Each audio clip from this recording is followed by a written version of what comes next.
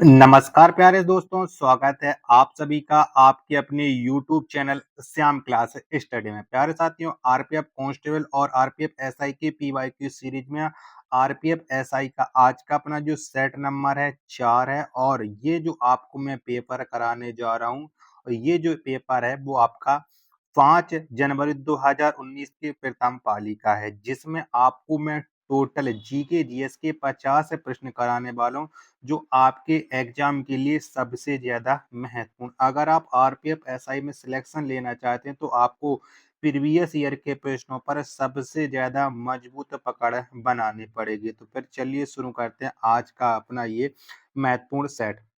तो पहला प्रश्न है आपके सामने कि उद्योग आधार ज्ञापन योजना का मुख्य उद्देश्य डॉट डॉट है। तो बताओ इस योजना का मुख्य उद्देश्य क्या है, ये आपको बताना है।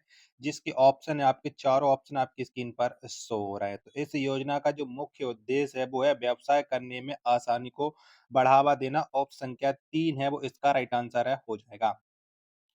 दूसरा प्रश्न है आपके सामने कि trans Siberian railway Saint Petersburg को जोड़ता है। तो बताइए किससे जोड़ता है, ये आपको बताना। दो का राइट आंसर क्या हो जाएगा। तो ये व्लादिवोस्तोक को जोड़ता है, यानी दो का ऑप्शन क्या 4 इसका करेक्ट आंसर है हो जाएगा। तीसरा प्रश्न है आपके सामने कि महमूद बेगड़ा किस क्षेत्रीय साम्राज्य का प्रसिद्ध सुल्तान था। तो बताइए कहाँ का प्रसिद्ध सुल्तान था महमूद बेगड़ा। 3 का आंसर आपको बताना है। तो ये गुजरात का था। 3 का ऑप्शन क्या 3 है करेक्ट आंसर है हो जाएगा। चौथा प्रश्न है आपके सामने कि वस्तु एवं सेवा कर टैक्स के संबंध में निम्नलिखित में से कौन सा कथन सही नहीं है, यानी गलत कथन का आपको चयन करना है। ऑप्शन आप लोग देखते चलिएगा और साथ के साथ आप लोग पढ़ते भी चलिएगा, जिससे आप इसका पूरा पता लगा सकते हो। तो विशेष महत्व के घोषित सामान की अवधारणा को समाप्त कर दी गई है, ये बिल्कुल गलत है। 4 का दूसरा ऑप्शन है करेक्ट आंसर है हो जाएगा। अगला पांचवा प्रश्न है आपके सामने कि गतिज श्यानता की इकाई क्या है। तो बताओ कौन सी है। तो गतिज श्यानता की जो इकाई है वो आपकी पॉइज है, यानी 5 का दूसरा राइट आंसर है हो जाएगा। छठवां प्रश्न है आपके सामने कि निम्नलिखित में से किस महाद्वीप को अंध महाद्वीप के नाम से जाना जाता है। तो बताओ किसे जाना जाता है डार्क कॉन्टिनेंट के नाम से। छठवां का आंसर आपको बताना है। तो ये अफ्रीका को जाना जाता है। 6 का आंसर जितने भी लोग हैं दूसरा ऑप्शन दे रहे हैं उनका करेक्ट आंसर है हो जाएगा। अगर आपको वीडियो पसंद आ रही तो प्लीज वीडियो को लाइक कर दीजिएगा और चैनल को आपने अभी तक सब्सक्राइब नहीं कर रखा होगा तो चैनल को आप लोग जरूर सब्सक्राइब कर लीजिएगा। आरपीएफ एसआई के प्रीवियस ईयर में जितने भी सेट हुए हैं सारे के सारे सेट आपको करा दूंगा। तो वीडियो को आप लोग फुल वॉच करते रहना।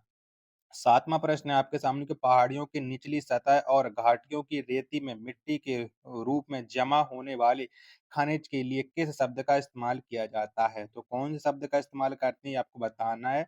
ऑप्शन आप लोग देख लीजिएगा। 7 का राइट आंसर क्या हो जाएगा। तो इसके लिए प्लेसर डिपॉजिट शब्द का प्रयोग करते हैं। 7 का दूसरा ऑप्शन राइट आंसर है हो जाएगा। अगला आठवां प्रश्न है ग्रीनलैंड निम्नलिखित में से किस महाद्वीप के अंतर्गत आता है।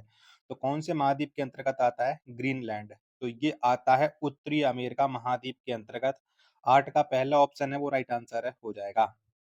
चलिए अगला नौवां प्रश्न है आपके सामने कि आधुनिक ओलंपिक खेलों का आयोजन कितने दिनों के लिए किया जाता है। तो कितने दिनों के लिए होता है। तो ये 16 दिनों के लिए किया जाता है। 19 का पहला ऑप्शन है करेक्ट आंसर हो जाएगा। जिसने अभी तक वीडियो को शेयर नहीं कर रखा होगा प्लीज वीडियो को आप लोग जरूर शेयर कर दीजिएगा। 10वां प्रश्न है कि भारत के किस नदी बेसिन में आमतौर पर बीहड़ पाए जाते हैं।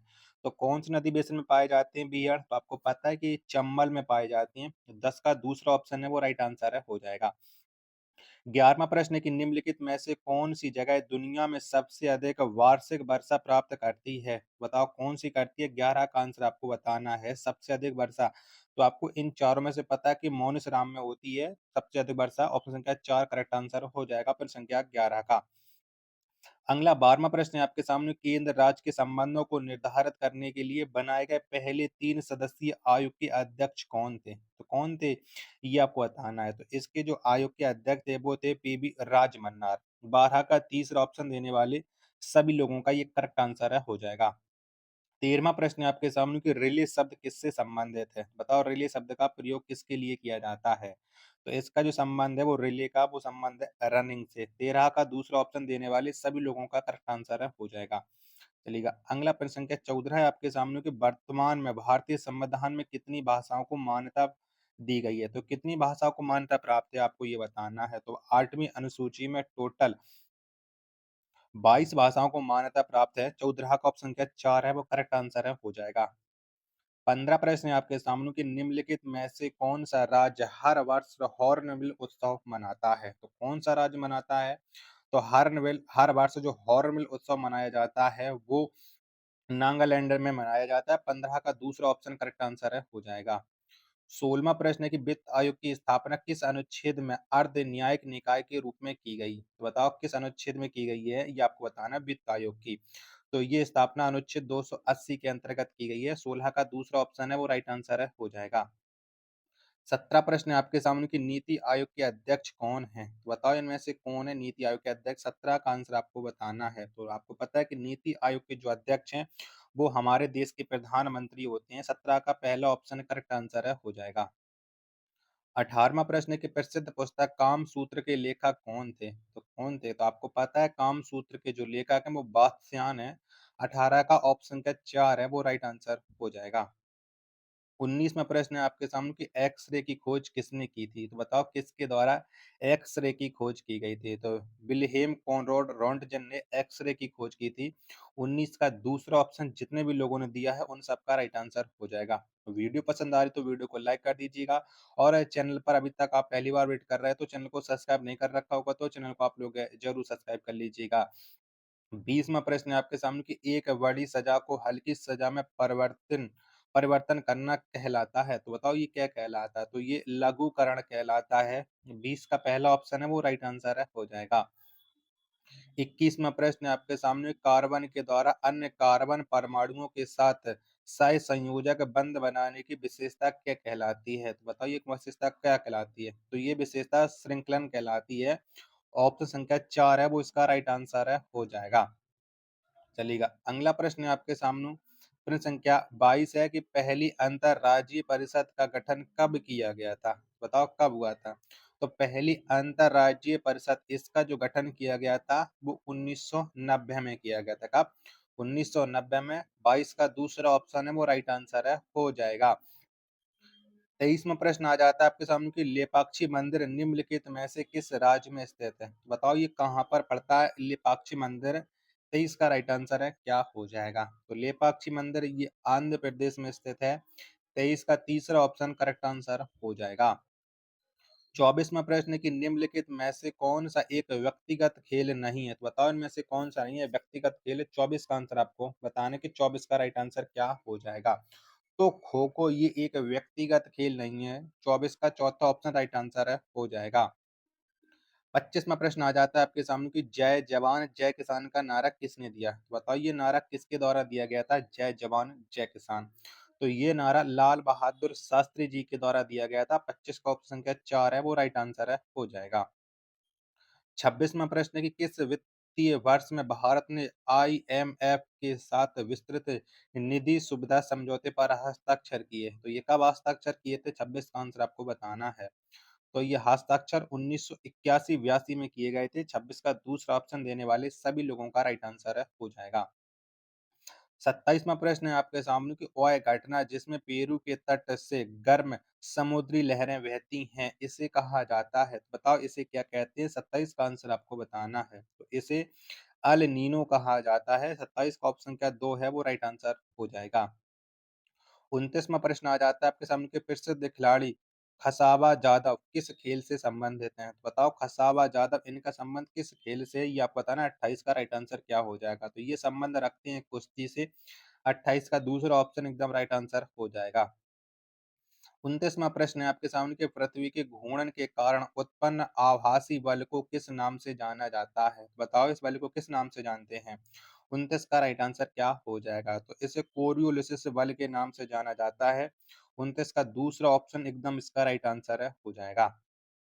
चलेगा। 30वां प्रश्न है आपके सामने कि एंटीबायोटिक युक्त क्लोरीन जो सूक्ष्म जीव युक्त मिट्टी द्वारा उत्पादित होता है और जो टाइफाइड बुखार के उपचार के लिए प्रभावी है उसका नाम क्या है। तो बताओ इसका नाम बताना है। 30 का राइट आंसर क्या हो जाएगा। ऑप्शन आप लोग देख लीजिएगा। चलिएगा ऑप्शन सभी आपके सामने शो हो रहा है। तो 30 का राइट आंसर क्या हो जाएगा। तो ये हो जाएगा आपका क्लोरोम्फेनिकोल, यानी 30 का दूसरा ऑप्शन एकदम राइट आंसर हो जाएगा। 31वां प्रश्न है कि टेबल टेनिस से संबंधित अंतरराष्ट्रीय शशी निकाय है, बताओ कौन सा है। 31 का आंसर आपको बताना, तो ये है ITTF। क्या ITTF है। 31 का दूसरा ऑप्शन देने वाले सभी लोगों का राइट आंसर हो जाएगा। 32वां प्रश्न है आपके सामने कि भूमध्य सागर का प्रकाश स्तंभ है, बताओ कौन सा है, ये आपको बताना। 32 का राइट आंसर है, क्या हो जाएगा। तो भूमध्य सागर का जो प्रकाश स्तंभ है वो आपका एटना है। कौन सा है, नहीं सॉरी, एटना नहीं, स्ट्रामबोली है। 32 का दूसरा ऑप्शन करेक्ट आंसर है, हो जाएगा। 33वां प्रश्न आ जाता है कि निम्नलिखित में से किसके पास नागरिकता के अधिग्रहण और समाप्ति के संबंध में कोई प्रावधान करने की शक्ति है, तो बताइए किसके पास शक्ति है। 33 का आंसर आपको बताना है, तो ये संसद के पास ये शक्ति प्राप्त है। 33 का ऑप्शन क्या 4 है, वो राइट आंसर है, हो जाएगा। 34वां प्रश्न है आपके सामने कि प्रशासनिक सुधार आयोग की शुरुआत में डॉट डॉट द्वारा अध्यक्षता की गई थी, तो ये अध्यक्षता किसके द्वारा की गई थी। 34 का आंसर आपको बताना है, तो ये अध्यक्षता मोरारजी देसाई के द्वारा की गई थी। ऑप्शन का 34 का पहला करेक्ट आंसर है, हो जाएगा। 35वां प्रश्न आ जाता है आपके सामने कि जीवों की वह घटना क्या है जिसमें मादा जनन कोष व गर्भाधान के बिना नया जीव बनाने के लिए विकसित होता है, तो बताइए कौन सी घटना है। 35 का आंसर आपको बताना है, तो ये पार्थिनोजेनेसिस घटना है। 35 का दूसरा ऑप्शन राइट आंसर है, हो जाएगा। 36वां प्रश्न आ जाता है आपके सामने कि सीधी रेखा के सापेक्ष वस्तुओं की गति को कहा जाता है, तो बताओ इसे क्या कहा जाता है। 36 का आंसर आपको देना है, तो इसे सीधी रेखीय गति कहते हैं। 36 का ऑप्शन क्या 4 है, वो करेक्ट आंसर हो जाएगा। आशा करता हूँ कि आपको मेरी मेहनत जरूर पसंद आ रही होगी, तो प्लीज वीडियो को लाइक करें। चैनल को सब्सक्राइब नहीं कर रखा होगा तो चैनल को आप लोग जरूर सब्सक्राइब कर दीजिएगा। 37वां प्रश्न है आपके सामने कि राष्ट्रीय विकास परिषद का अध्यक्ष कौन होता है, तो कौन होता है।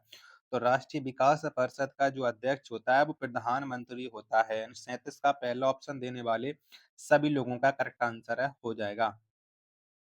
38वां प्रश्न आ जाता है आपके सामने कि हड़प्पा सभ्यता के शहरों को डॉट डॉट पैटर्न में रखा गया था, बताओ कौन से पैटर्न में रखा गया था।